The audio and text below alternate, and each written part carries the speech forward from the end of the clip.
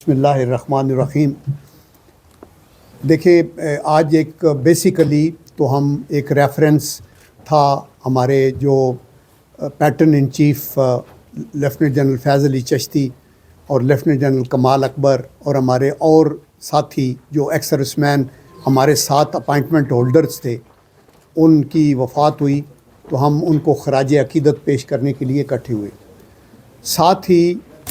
ملکی حالات پہ ہم نے کہا کہ میڈیا چونکہ آ جاتا ہے تو ہم آپ سے بات کرنا چاہیں گے۔ اس میں بیسک ایشو ٹیررزم کا ہے، اور اس کے ساتھ ساتھ دوسری جو ڈیولپمنٹ ہے وہ ایک joint session of the Congress کو خطاب کرتے ہوئے امریکن جو ایک سپر پاور ہے اس کے پریزیڈنٹ ٹرمپ نے پاکستان کا بھی ذکر کیا اور ٹیررزم میں ہمارے تعاون کی بات کی۔ تو یہ دونوں باتیں بہت عام ہیں، اور میں نے کہا کہ اس کے اوپر ہمارا جو ایکس سروس مین سوسائٹی کا ویو پوائنٹ ہے وہ ہم اپنا دینا چاہتے ہیں۔ دیکھیں، یہ جو بنوں میں واردات ہوئی ہے رمضان کے مہینے کے اندر، روزہ کھلنے کے 1-2 منٹ کے بعد، یہ ایک بڑی لرزہ خیز ایک بات ہے۔ اور آپ یہ سوچیں کہ کوئی بھی مسلمان کبھی بھی جو ویسے بھی کبھی بھی ہم کہتے ہیں نا کہ ایک انسان کا قتل پوری جو آپ کی انسانیت ہے اس کا قتل ہے، تو کیا ایک کوئی مسلمان ایسے کر سکتا ہے کہ رمضان کے مہینے میں جا کے تو اپنے بے گناہ لوگوں کو وہ شہید کرے گا؟ تو اس لیے اس میں ذرا برابر بھی شک نہیں ہے کہ اس کے پیچھے بہت سی وہ قوتیں ہیں جو پاکستان کو سٹیبلائز نہیں ہونے دینا چاہتی۔ اور یہ سلسلہ جو ٹیررزم کا شروع ہوا ہے پاکستان کے اندر، ایک وقت میں تو 2007 سے لے کے 2017 تک تو ہم نے ٹیررسٹ کو چن چن کے ختم کر دیا تھا پاکستان سے۔ نیشنل ایکشن پلان بھی بنا تھا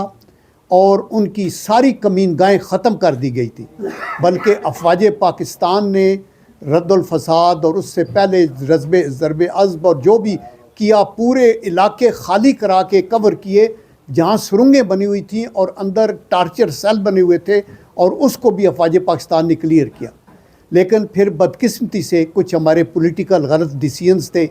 جہاں ہم نے ٹرسٹ کیا یہ تحریک طالبان پاکستان کے 100 ہارڈنڈ کرمنلز کو جیلوں سے رہا کیا کہ وہ شاید رائے راست پہ آئیں گے۔ آئی ایم شور کہ یہ گڈ سینس میں اور گڈ فیتھ میں کیا گیا ہوگا، لیکن یہ چیز سمجھنے سے وہ لوگ قاصر تھے کہ ان لوگوں کا مدعا نہ کوئی یہاں شریعت نافذ کرنا ہے، نہ وہ اسلامیت کے لیے لڑ رہے ہیں، ان کا دشمن ہے پاکستان کی ریاست جس کو انہوں نے ڈی سٹیبلائز کرنا ہے۔ تو دیٹ از دی ریزن کہ ان پہ تکیہ نہیں کیا جا سکتا تھا۔ پھر وہاں سے 4-5 ہزار فیملی ممبروں کو بھی ہم نے بلایا، وہ پھر under the guys of refugees and Afghan یہاں سے پھر انہوں نے دوبارہ سر اٹھانا شروع کیا۔ وہ پھر بھی ہم روک لیتے۔ دوسرا مسئلہ یہ ہوا کہ نیٹو کی افواج نکل گئیں افغانستان سے، اور ہم یہ سمجھ رہے تھے، یہ ہماری ایک اسٹریٹجک مس کیلکولیشن تھی پاکستان کی، کہ ہم ہمیشہ سافٹ کارنر رکھتے ہیں افغانستان کے بھائیوں کے لیے، چونکہ ہمارے نیبر ہیں، مسلمان ہیں، ان کی تجارت ہمارے تھرو ہے، ان کی کوئی بندرگاہ نہیں ہے، ہماری ہمدردیاں افغانستان کے ساتھ ہیں، ہم دعا گو ہیں کہ اللہ تعالیٰ کرے وہ قوم پراسپر کرے۔ لیکن انفارچونیٹلی جب یہ امریکن نکل گئے تو اس کے بعد طالبان نے انہوں نے زیادہ سمپتیز ان کفار کے ساتھ کی، الخوارج کے ساتھ جو پاکستان کے اندر، اور ان کو حوصلہ افزائی اس طرح ہو گئی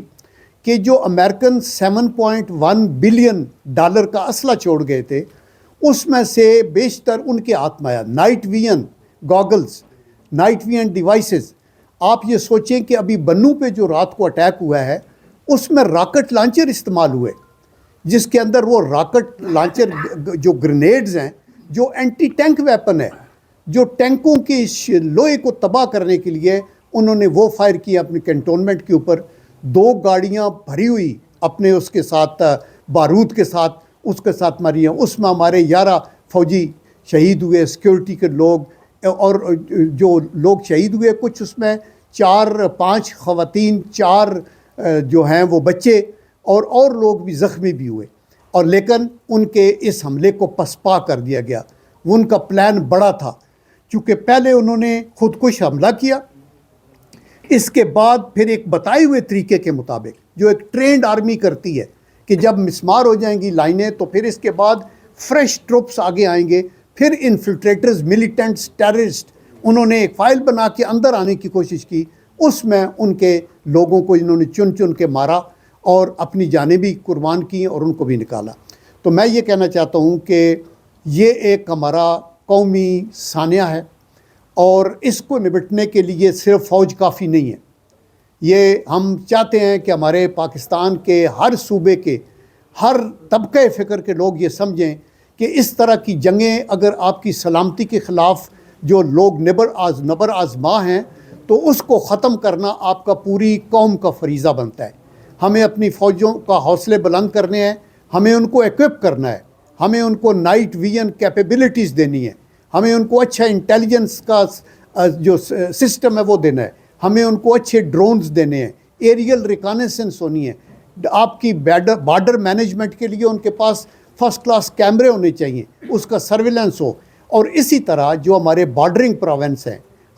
کے پی اور بلوچستان، ان کے اندر گورننس کو بہتر کرنا ضروری ہے. گورننس کی بہتری سارے صوبوں میں ضروری ہوتی ہے، لیکن جو صوبے ہٹ لسٹ پہ ہیں